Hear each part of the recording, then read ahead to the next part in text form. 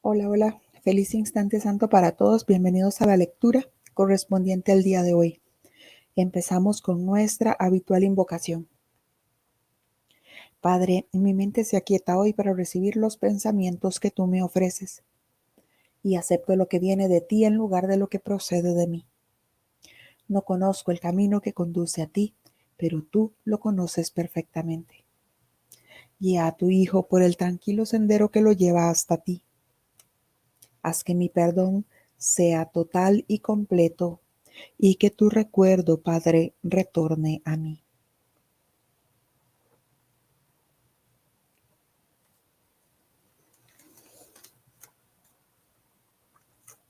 Estamos haciendo hoy la lectura del capítulo 5, Curación y Plenitud, en la sección quinta, el uso que el ego hace de la culpabilidad. 1. Tal vez algunos de nuestros conceptos se vuelvan más claros y significativos para ti si aclaramos el uso que el ego hace de la culpabilidad. El ego tiene como propósito, al igual que el Espíritu Santo. Ambos tienen un propósito. El propósito del ego es infundir miedo, porque solo los que tienen miedo pueden ser egoístas. La lógica del ego es tan impecable como la del Espíritu Santo, ya que tu mente tiene a su disposición los medios para ponerse de parte del cielo o de la tierra según lo elija. Pero, una vez más, recuerda que ambos se encuentran en ti. Desea entonces Jesús aclararnos lo que es exactamente el uso que el ego hace de la culpabilidad. Y nos recuerda que tanto el plan del ego como el del Espíritu Santo son completamente coherentes. ¿Qué es lo que los hace diferentes? Que uno de ellos no tiene cimientos, no tiene bases. Por lo tanto, no se sostiene a lo largo de esta ilusión a la que llamamos tiempo. El ego tiene un propósito, al igual que lo tiene el Espíritu Santo. Pero el propósito del ego siempre es infundir miedo, mientras que el propósito del Espíritu Santo es sacarnos de ese miedo. Pero tanto la lógica del Espíritu Santo como la del ego son perfectas. El ego también nos vende un plan perfecto para mantenernos en esta ilusión sosteniendo la idea de ser un cuerpo. Mientras que el Espíritu Santo nos recuerda que realmente somos ese santo Hijo de Dios y que este no es nuestro lugar, que nuestro lugar es un lugar de paz, exactamente tal como fuimos creados. Así que el Espíritu Santo entonces nos propone que se corrijan todas esas ideas de error para poder entonces ver paz donde ahora estamos viendo todas las ideas de conflicto. 2. En el cielo no hay culpabilidad, porque el reino se alcanza por medio de la expiación, la cual te libera para que puedas crear. La palabra crear es apropiada en este concepto porque una vez que el Espíritu Santo deshace lo que tú has hecho, se restaura el residuo bendito y por consiguiente, éste continúa creando. Lo que es verdaderamente bendito es incapaz de producir culpa y solo puede producir dicha. Esto hace que sea invulnerable al ego porque su paz es inexpugnable. Lo verdaderamente bendito no es susceptible a ser alterado debido a la plenitud de la que goza. La culpabilidad siempre altera. Todo lo que genera miedo produce disensión porque obedece las leyes de la división. Si el ego es el símbolo de la separación, es también el símbolo de la culpabilidad. La culpabilidad es más que simplemente algo ajeno a Dios. Es el símbolo del ataque contra Dios. Este concepto no tiene ningún sentido excepto para el ego, pero no subestimes el poder que el ego le aporta al creer en él. Esta es la creencia de donde procede la culpabilidad. Así que en el cielo no hay culpabilidad,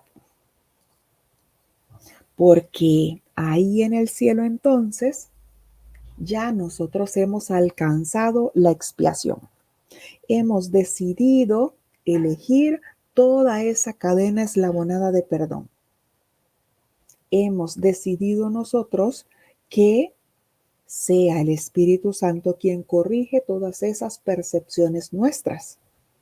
Aquí, en la tierra, como lo mencionaba en el párrafo 1, estamos viendo la forma, porque estamos sosteniendo la idea de separación y porque creemos que tiene validez esa idea de separación. Creo entonces que entre más distante y distinto me vea del otro, pues entonces hará que yo sea diferente, hará que sea especial.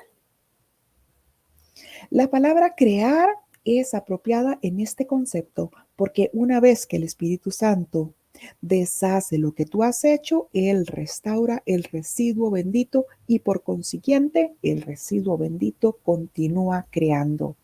¿Y qué es el residuo bendito? Es esa parte de nuestra mente que no pudimos manipular. La parte de nuestra mente que conserva el recuerdo del Padre que no ha podido olvidarse. Ese recuerdo de Dios que no ha podido olvidarse, que sigue intacto en cada uno de nosotros. Es decir, es ese vínculo intacto que hay con el Padre. Es la parte que nos mantiene vivos, aún cuando estemos soñando en este sueño de separación y de muerte. Es el residuo bendito lo que me mantiene unido al Padre. Sigo siendo ese pensamiento vivo en la mente de Dios. El residuo bendito es esa conexión con Dios. Sin esa conexión, pues sencillamente no estaríamos ni siquiera en este sueño. Lo verdaderamente bendito no es susceptible ni puede ser alterado. ¿Por qué? Porque goza de plenitud. Mientras que la culpabilidad siempre altera y siempre parece presentarse de distintas maneras. Si el ego es el símbolo de la separación, es también el símbolo de la culpabilidad. Y me aclara que la culpabilidad es el símbolo del ataque contra Dios. Recordemos que cada cosa que yo creo estar viendo en mi hermano es el equivalente de si la estuviese viendo en Dios. O cada cosa que creo estar viendo en mí es el equivalente de si la estuviese viendo en Dios. Entonces, veo culpa en alguien. El plan del ego para la salvación. Veo la culpa en el otro. Hago que se magnifique esa culpa, que se vea mucho más grande, mucho más tenebrosa. Y de esa manera entonces yo creo haberme posicionado en un lugar especial en relación a ese hermano que quiero despojar de la gracia, entre comillas. El símbolo de la culpa a la que tanto nos aferramos es el ataque contra Dios. Este concepto no tiene ningún sentido excepto para el ego, pero no subestimes el poder que el ego le aporta a todo si crees en él. Si creo en el ego y quiero sostener sus ideas, pues entonces el ego me brindará todos esos testigos falsos que parecen probar que mi hermano realmente es culpable. 3. El ego es la parte de la mente que cree en la división. ¿Cómo iba a poder una parte de Dios separarse de él sin creer que lo está atacando? Hablamos anteriormente del problema de la autoridad y dijimos que se basa en el concepto de que es imposible usurpar el poder de Dios. El ego cree que lo hiciste porque cree que tú eres Él. Si te identificas con el ego, no podrás sino que percibirte a ti mismo como culpable. Siempre que le hagas caso al ego, experimentarás culpa y temerás ser atacado. El ego es literalmente un pensamiento aterrador. Por muy ridícula que sea, para una parte sana la idea de atacar a Dios, nunca olvides que el ego es demente. Representa un sistema de conceptos ilusorios y habla en su nombre. Hacerle caso a la voz del ego significa que crees que es posible atacar a Dios y que has arrancado una parte de él y te has apoderado de ella. De ahí procede el miedo a las represalias externas, ya que el sentimiento de culpa es tan intenso que tiene que ser proyectado. Nos aclara entonces, nos recuerda el problema de la autoridad, lo que leímos recién. ¿Qué nos decía en este problema de la autoridad? Que nosotros creímos que habíamos sido nuestros propios autores. Por lo tanto, entonces, creemos en esta ilusión que estamos a cargo de todo. Me dice que el ego es la parte de la mente que cree en esa división. Pero ¿cómo pudo dividirse Dios dejando por fuera una parte de él? Si Dios es uno, si Dios es totalidad. Así que si Dios se hubiese separado, pues significa que estaría fragmentado y significa también entonces que si yo me separé, me alejé completamente del Padre. O bien que tomé una parte de Él y ahora está en mí, pero ya no está en Él. ¿Me explico por qué no tiene sentido ese concepto de separación? Hablamos anteriormente del problema de autoridad y dijimos que se basa en el concepto de que es posible usurpar el poder de Dios. Yo creí entonces que pude haber creado un Dios al cual le rindo culto ahora, que es el ego. Yo creí que había usurpado el poder de Dios de crear para crear, entre comillas, lo que yo creía que necesitaba o quería para mí. Recordemos que fuimos creados con el poder de crear. Seguimos siendo co-creadores con el Padre, pero desde el sueño, desde nuestra ilusión de separación, lo que hacemos es fabricar ilusiones, fabricar lo efímero.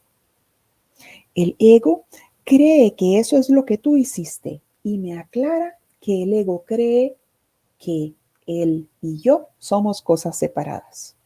El ego cree que lo que hicimos fue usurpar el poder de Dios y cree que es lo que tú hiciste porque cree que yo soy Él.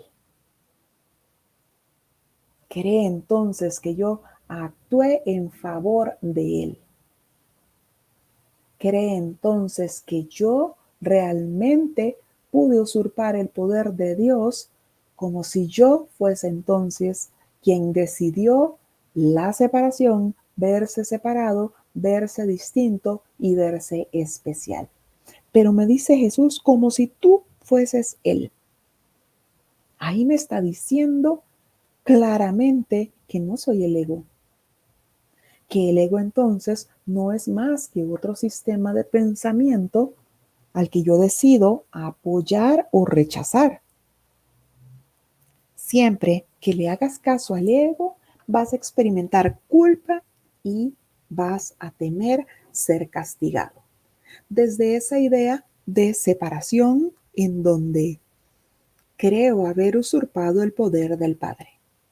El ego es literalmente un pensamiento aterrador. Y por más ridículo que sea, para una mente sana, la idea de atacar a Dios es algo demente, pero nos recuerda Jesús que el ego es algo demente. Así que hacerle caso a esa voz, pues significa creer que realmente pudimos atacar a Dios. Hacerle caso a la voz del ego significa que realmente creemos que pudimos usurpar el poder de Dios, que realmente creemos que pudimos habernos alejado del Padre. De ahí me dice que es de donde procede todo el miedo. Claro, yo tengo la idea de culpa en mí y eso me genera miedo porque estoy expectante a las represalias de ese miedo, a lo que traerá ese miedo, a lo que parece que va a venir como consecuencia, entre comillas, de esas decisiones mías, de haber decidido separarme de Dios y ahora de estar viendo separación en todas partes, de querer conservar mi deseo de ser mejor, de ser especial y con ello entonces estar viendo a mi hermano como el malo, como el temible, como el pecador. De ahí, de esa idea de represalias externas, es de donde se justifica la idea del ataque, a la cual nosotros le podemos llamar defensa propia, pero sigue siendo una idea de atacar. 4. Todo lo que aceptas en tu mente se vuelve real para ti. Es tu aceptación lo que le confiere realidad. El permitirle la entrada al ego en tu mente y entronarlo allí es lo que lo convierte en tu realidad. Eso se debe a que la mente es capaz de crear realidad o de fabricar ilusiones. Dije anteriormente que tienes que aprender a pensar con Dios. Pensar con Él es pensar como Él, lo cual produce dicha y no culpabilidad, porque es algo natural. La culpabilidad es el signo inequívoco de que tu pensamiento no es natural. El pensamiento que no es natural va siempre acompañado de culpa porque es la creencia en el pecado.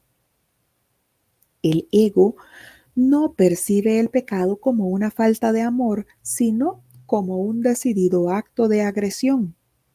Esto es necesario para su supervivencia, porque tan pronto como consideres que el pecado es una insuficiencia, tratarás automáticamente de remediar la situación y lo lograrás.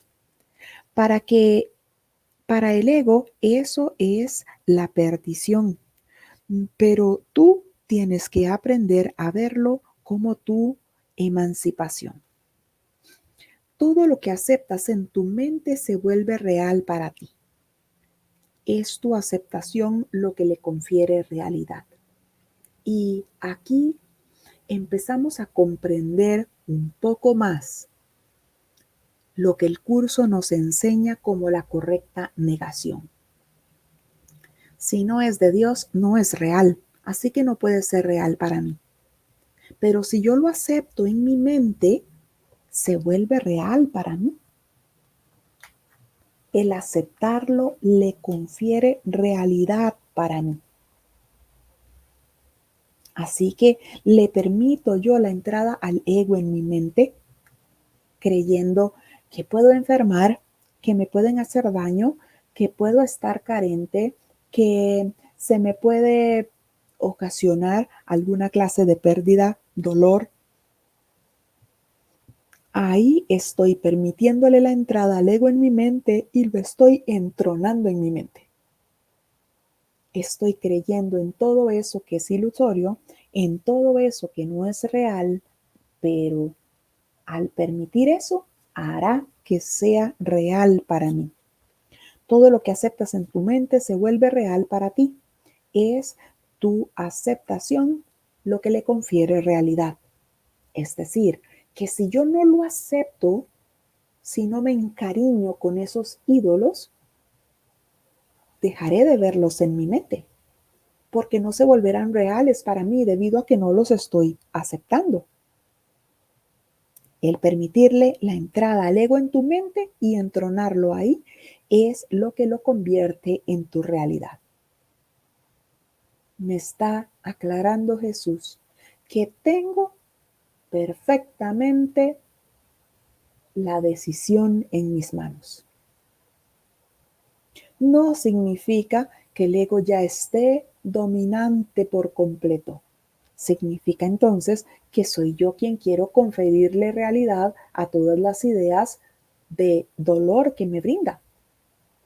Significa que soy yo entonces quien está queriendo sostener todas esas ideas de dolor. Pero me dice que puedo destronarlo de mi mente. ¿Cómo? Con el otro sistema de pensamiento. Tal como empezaba esta lectura diciéndonos que tanto el ego como el Espíritu Santo tienen un propósito, ambos. ¿A cuál propósito quiero unir yo mi decisión?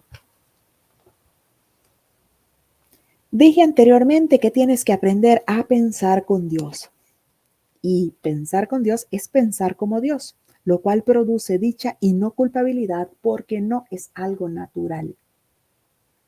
No es algo natural y eso nos lo recuerda ese residuo bendito del que nos hablaba al inicio. Ese residuo bendito me recuerda quién soy. Me recuerda que sigo siendo uno con el Padre. Me recuerda que fui creado en la dicha, en la totalidad, en la paz, en la abundancia. Ni siquiera me rodean conceptos de salud o bienestar porque no soy un cuerpo. Fui creado como la totalidad misma, uno con el Padre, pero ¿estoy aceptando yo en mi mente otros conceptos distintos a eso? Si estoy aceptando esos otros conceptos, pues es mi aceptación lo que le está confiriendo realidad a esos conceptos que estoy aceptando. El ego no percibe el pecado como una falta de amor, sino como un decidido acto de ataque. Si yo escucho al ego, veré todo como ataque. Creeré que se me quiere hacer daño, creeré que estoy sufriendo, que puedo sufrir, que se me puede hacer mal, creeré que tengo que estar a la defensiva, creeré que tengo que estar vigilante de lo que parecen ser los actos de los demás que quieren hacerme daño. 5. La mente que está libre de culpa no puede sufrir. Al estar sana, sana a su vez al cuerpo, porque ella misma ha sanado. Las enfermedades son inconcebibles para la mente sana, ya que no puede concebir ataque ni la idea de atacar a nadie. Dije antes que la enfermedad es una forma de magia. Quizás sería mejor decir que es una forma de solución mágica. El ego cree que castigándose a sí mismo mitigará el castigo de Dios. Mas incluso en esto es arrogante. Le atribuye a Dios la intención de castigar y luego adopta esa intención como su propia prerrogativa. El ego trata de usurpar todas las funciones de Dios, tal como las percibe, porque reconoce que solo se puede confiar en una lealtad absoluta. La mente que está libre de culpa no puede sufrir. La mente que no carga con ideas de culpabilidad, es decir, que no carga con ideas de diferencia, con ideas de separación, no puede sufrir. Y al estar sana la mente, a su vez, sana el cuerpo. Es decir, si sana la mente, el cuerpo también.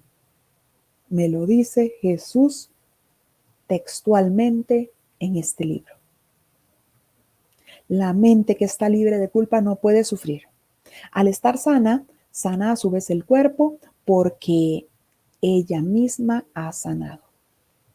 Así que entonces, las enfermedades son inconcebibles para una mente sana. ¿Por qué? Porque no ve la necesidad de atacar ni de protegerse. No ve la necesidad de estar a la defensiva porque puede ser que este hermano me la haga de nuevo. No ve la necesidad de tener montado todo un plan de ataque por si acaso alguien quiere aprovecharse de lo bueno que soy. Las enfermedades son inconcebibles para la mente sana, ya que no puede concebir atacar ni tampoco ser atacado. Y nos aclara Jesús que nos había dicho anteriormente que la enfermedad era una forma de magia.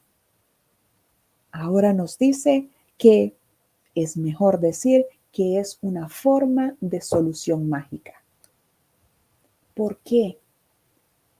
Nosotros conservamos tanta culpa que desde el ego creemos que sufriendo vamos a disminuir un poco esa culpa.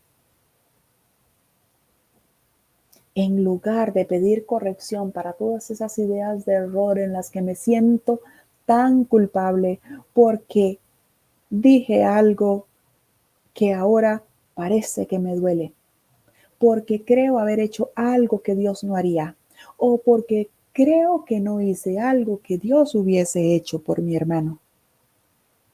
Así que guardo esas ideas de culpa. Entonces, esa misma culpa hace que yo decida enfermar y eso lo veo como una solución mágica. ¿Por qué solución mágica? Porque estoy creyendo que al sufrir yo también a causa de esa enfermedad, pues ya no me siento tan culpable por todos los juicios que le hice a mi hermano. El ego cree que castigándose a sí mismo mitigará el castigo de Dios. Sigo creyendo en esa idea de que usurpé el poder creador del Padre. Sigo creyendo en que me rebelé contra Dios y le abandoné. Sigo creyendo que logré separarme de Dios y que sigo estando separado de cada uno de mis hermanos. Así que conservo culpa. Por más que el ego quiera poner esa culpa en otra parte, en donde parezca verse más grande, peor que lo que parece que yo he hecho, aún así conservo la culpa. Y el ego cree entonces que castigándose a sí mismo va a mitigar ese castigo de Dios, porque está creyendo en que Dios se enojó porque me salí del cielo. Y si nos ponemos a ver esto con más profundidad, reconocemos que esa es nuestra ilusión de separación. No nos hemos separado del Padre porque está ahí intacto ese residuo bendito. Es decir, toda esta idea de separación es mi propio sueño, es mi propia ilusión, es mis propias ganas de verme distinto, separado, diferente y especial. Pero aún así, aunque el ego intente castigarse a sí mismo para mitigar la ira de Dios, aún así el ego sigue siendo arrogante y le atribuye a Dios la intención de castigar. Seguimos pensando en ese Dios castigador, en ese Dios justiciero, pero con la justicia que parece que conocemos en esta ilusión. El ego trata de usurpar todas las funciones de Dios tal como las percibe, porque reconoce que solo se puede confiar en una lealtad absoluta. 6.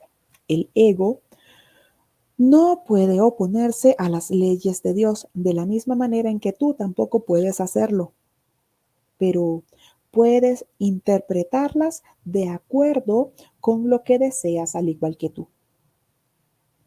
Por eso es preciso que contestes la pregunta, ¿qué es lo que quiero? La contestas cada minuto y cada segundo, y cada decisión que tomas es un juicio que no puede por menos que tener consecuencias. Y estas continuarán repitiéndose automáticamente hasta que tomes otra decisión. Recuerda, no obstante, que las alternativas en sí son inalterables. El Espíritu Santo, al igual que el ego, es una elección que uno hace. Ambos constituyen las únicas alternativas que la mente puede aceptar y obedecer. El Espíritu Santo y el ego son las únicas opciones que tienes. Dios creó una de ellas, por lo tanto, no puedes deshacerla. La otra la inventaste tú, por lo tanto, sí puedes deshacerla. Solo lo que Dios crea es irreversible e inmutable. Lo que tú has fabricado siempre se puede cambiar, porque cuando no piensas como Dios, en realidad no estás pensando en absoluto. Las ideas ilusorias no son pensamientos reales, si bien puedes creer en ellas. Pero eso es un error. La función del pensamiento procede de Dios y reside en Dios. Puesto que formas parte de su pensamiento, no puedes pensar separado de él. El ego puede oponerse a las leyes de Dios. Así, de la misma manera en la que nosotros, pues parece que nos oponemos siempre. Pero sencillamente no puede derogar esas leyes. Son las leyes que me rigen por mi esencia, por quien soy. Así que lo único, me dice Jesús, que puedes hacer es preguntarte qué es lo que quiero. Preguntarnos qué es lo que queremos. Y esa pregunta la estamos contestando con cada cosa que hacemos. Aquí, en esta ilusión, todo parece depender de un juicio. Estoy emitiendo un juicio en cada momento. ¿Qué ropa voy a usar? ¿Qué voy a comer? ¿Qué voy a decir ahora? ¿Qué será lo que voy a hacer después? Cada una de esas cosas está siendo un juicio que se está emitiendo. Y me dice que esa respuesta a la pregunta ¿qué es lo que quiero? Siempre tendrá consecuencias. Y que esas consecuencias van a repetirse de forma automática hasta que yo decida entonces que lo que quiero es algo diferente a lo que parece que he venido decidiendo hasta ahora. Entonces, ¿qué es lo que quiero? ¿Quiero tener la razón o quiero estar en paz? Depende de esa respuesta. Yo buscaré entonces la guía del ego, que parece ser una respuesta que ya tengo en automático, o bien puedo decidir por qué sistema de pensamiento quiero yo optar para responder esa pregunta. ¿Quiero tener la razón o quiero estar en paz? Bueno, yo quiero estar en paz. Guíame, Espíritu Santo, entonces para tomar la decisión correcta que me lleve a la paz. El Espíritu Santo, al igual que el ego, es una elección que uno hace. Tanto el ego como el Espíritu Santo son sistemas de pensamiento que van a proveerme una respuesta. El Espíritu Santo y el ego son las únicas opciones que tienes. Nada más. Esos son mis dos sistemas de pensamiento. Dios creó una de ellas, al Espíritu Santo, por lo tanto no la puedes deshacer. Pero la otra la inventaste tú, por lo tanto sí la puedes deshacer. Antes me hablaba de que si yo decido entronar al Espíritu Santo en mi mente, voy a tener paz. Como me decía que si decido entronar al ego en mi mente, pues seguiré creyendo en la culpa. Me hablaba de entronar. Y eso lo comprendemos como poner en el trono, es decir, poner en un lugar de privilegio al que voy a escuchar. Poner ese sistema de pensamiento en una posición en mi mente, la cual voy a atender. Dios creó al Espíritu Santo, por lo tanto no lo puedes deshacer. Ya ese es un sistema de pensamiento grabado en nuestra mente, porque es nuestra esencia, nuestro residuo bendito. Está ahí. Por más oculto que parezca estar, ahí está esa conexión con el Padre. La otra, el ego, el sistema de pensamiento del ego, lo inventamos cada uno de nosotros. Por lo tanto, es completamente vulnerable. Lo podemos quitar en el momento que así lo deseemos. Lo que tú has fabricado siempre puede cambiar. Siempre puede cambiar, mientras que lo que Dios crea es irreversible y además es inevitable. La función del pensamiento procede de Dios y reside en Dios. Y me recuerda que seguimos siendo un pensamiento en la mente del Padre. Todo lo que hacemos aquí en esta ilusión no es pensar. Aquí no estamos pensando en absoluto. Únicamente tenemos la capacidad de pensar en Dios. Aquí parece entonces que ese sistema del ego está predefinido en mi mente, pero tengo yo entonces que decidir empezar a pensar con Dios, empezar a reconocer que pensar con Dios es pensar como Dios. Y lo más importante, darme cuenta que si no estoy pensando en Dios, o sea, como Dios, no estoy pensando en absoluto. 7. El pensamiento irracional es pensamiento desordenado. Dios mismo pone orden en tu pensamiento porque tu pensamiento fue creado por Él. Los sentimientos de culpabilidad son siempre señal de que desconoces esto. Muestran asimismo que crees que puedes pensar separado de Dios y que deseas hacerlo. Todo pensamiento desordenado va acompañado de culpa desde su concepción y mantiene su continuidad gracias a esa idea de culpa. La culpa es ineludible para aquellos que creen que son ellos los que ordenan sus propios pensamientos y que por lo tanto tienen que obedecer sus dictados. Eso les hace sentirse responsables de sus errores sin darse cuenta de que al aceptar esta responsabilidad están reaccionando de manera irresponsable.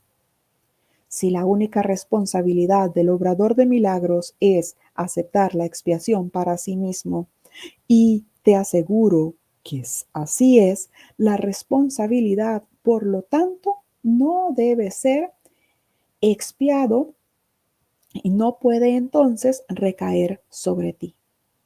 La responsabilidad, por lo tanto, no cae sobre nosotros. Este dilema no puede ser resuelto excepto aceptando la solución del deshacimiento. Tú serías responsable de los efectos de tu manera equivocada de pensar si ésta no pudiera deshacerse. El propósito de la expiación es conservar del pasado únicamente aquello que haya sido purificado. Si aceptas el remedio para el pensamiento desordenado, remedio cuya eficacia es indudable, ¿cómo iban a seguir estando presentes sus síntomas? El pensamiento irracional es un pensamiento desordenado. Acá todo lo que pienso desde el personaje que creo que soy siempre es irracional. Si es un pensamiento que no es previamente guiado, será siempre un pensamiento irracional. Ese pensamiento guiado es el que ya le pedí al Espíritu Santo que corrigiera. Esa pregunta que nos hacía anteriormente, ¿qué es lo que quiero? Si esa pregunta yo ya le pedí al Espíritu Santo que me ayudara a obtener una respuesta, pues ya mi pensamiento entonces deja de ser irracional. Pero ese pensamiento irracional siempre va a traerme pensamientos de culpabilidad porque se gestó en pensamientos de culpabilidad.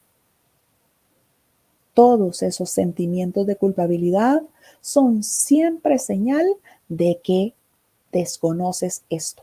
Muestran asimismo que crees pensar separado de Dios. Creo que puedo pensar separado de Dios. Así que entonces todo pensamiento desordenado va siempre acompañado de la culpa.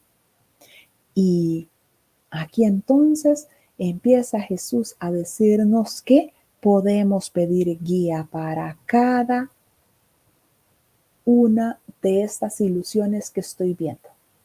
Porque aquí voy a seguir viendo ilusión.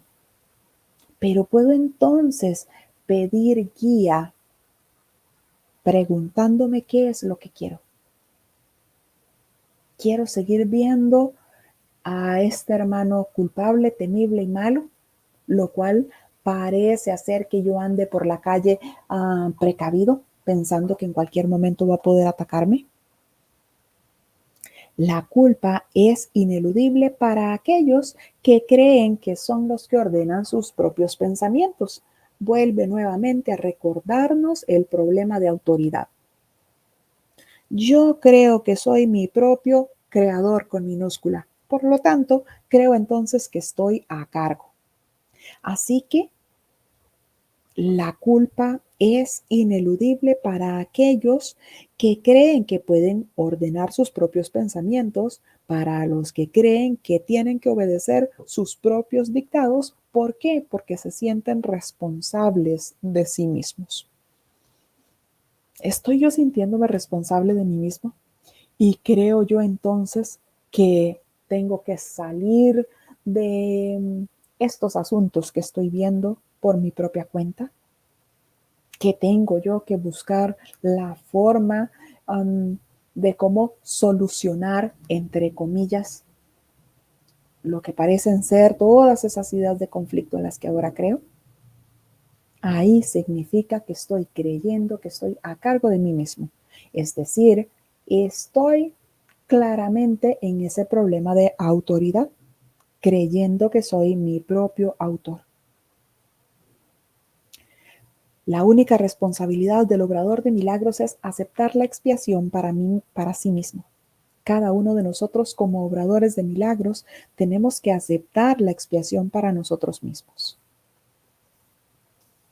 Y me dice Jesús, te aseguro yo que así es. Es decir, que nuestra única responsabilidad es aceptar la expiación para nosotros mismos. ¿Y qué es la expiación?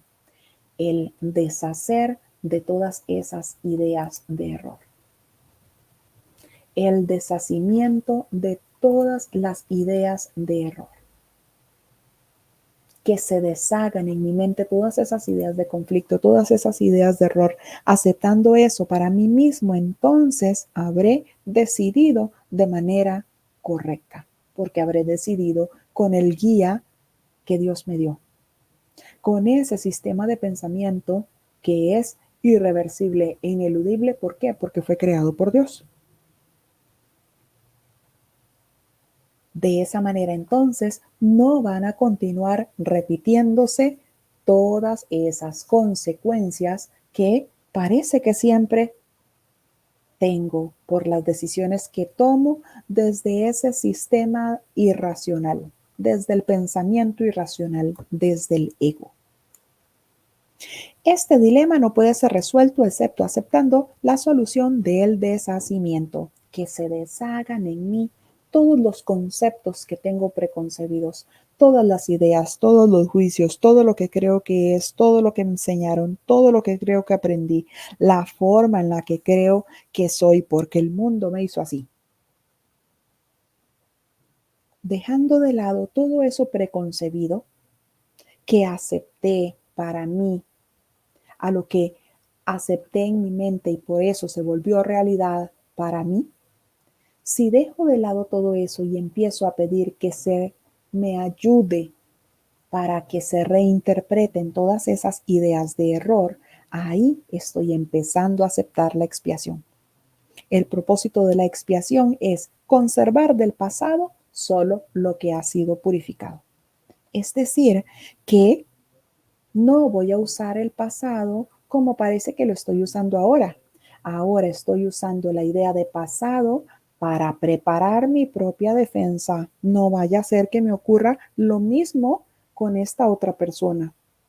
No vaya a ser que me ocurra lo mismo que me hizo aquel otro antes. El aceptar la expiación para mí mismo significa que estoy aceptando la corrección que el Espíritu Santo me está brindando de todas esas ideas de error que tengo. De tal manera que ahora, en este momento, mi mente está completamente en blanco. Y si hay algo que está conservando mi mente como idea de pasado, va a ser solo lo que ha sido purificado.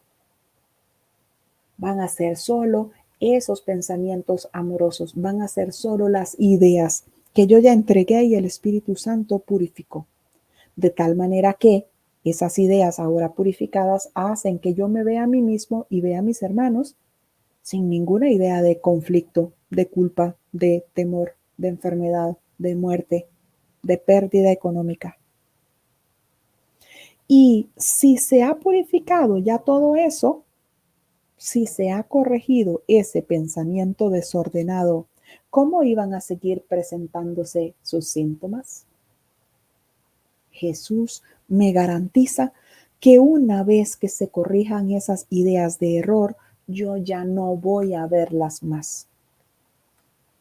¿Cómo se van a seguir presentando los síntomas si ya no están ahí como un pensamiento en esa idea desordenada, en ese pensamiento irracional? 8.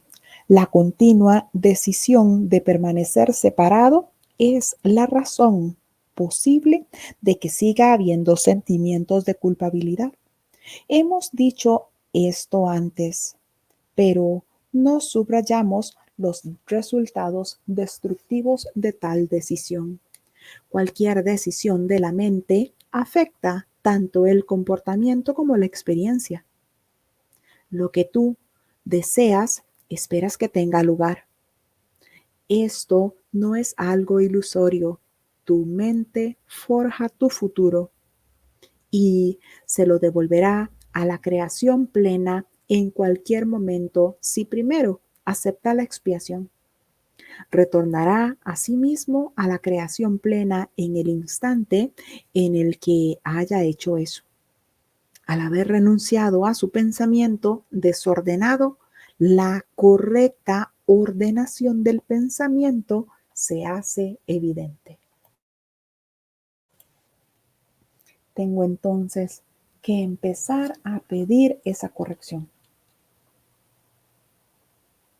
Esa decisión mía hasta ahora de verme separado, de sentirme diferente, de creerme especial, se basa siempre en los sentimientos de la culpabilidad. Todos esos resultados destructivos que estoy viendo ahora se basan en esa decisión. Pero me decía Jesús que tengo siempre dos opciones. Me decía Jesús que tanto el Espíritu Santo como el ego tienen un propósito. ¿Cuál propósito es el que quiero apoyar yo? Lo que tú deseas, esperas que tenga lugar. Todo lo que concibo en mi mente y lo que acepto se hace real para mí. Así que es nuestra mente la que forja esa idea de futuro. Es nuestra mente la que crea con minúscula ese futuro. Por lo tanto, si yo ya he aceptado la corrección a todas esas ideas de error, y si ahora conservo del pasado únicamente eso que ha sido purificado, pues entonces ese futuro será un futuro de paz, porque no está basado en ninguna idea de culpa, no está basado en ninguna idea de defensa o en ideas del Dios castigador que parece que son las que tengo ahora. De esa manera entonces tendré ese futuro de paz. ¿Cómo? Cuando renuncio a ese pensamiento desordenado, cuando renuncio al sistema de pensamiento del ego. Y mucho más adelante en el texto nos dirá, y serán muchas las veces que tendrás que tomar esa decisión, la decisión de renunciar al ego en un tiempo que no parece tener fin. Pero únicamente pidiendo esa corrección a nuestra mente, a cada una de nuestras ideas de error, a cada una de las cosas que parece que voy a hacer. Únicamente pidiendo esa guía del sistema de pensamiento que Dios me dio, que es ineludible e irreversible. Únicamente así entonces podré ver todos esos pensamientos ordenados, y esos pensamientos ordenados se harán evidentes. Estaré en la paz que esas decisiones que tomé con el Espíritu Santo me darán como consecuencia.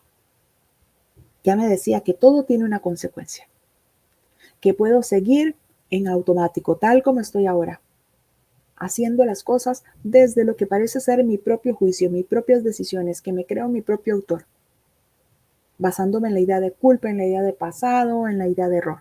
O bien, puedo pedir que se ordenen mis pensamientos, es decir, puedo silenciar ese sistema de pensamiento desordenado e irracional y prestar atención al sistema de pensamiento ordenado y racional que me llevará a la paz. Hemos hecho la lectura del capítulo 5, curación y plenitud, en la sección quinta, el uso que el ego hace de la culpabilidad.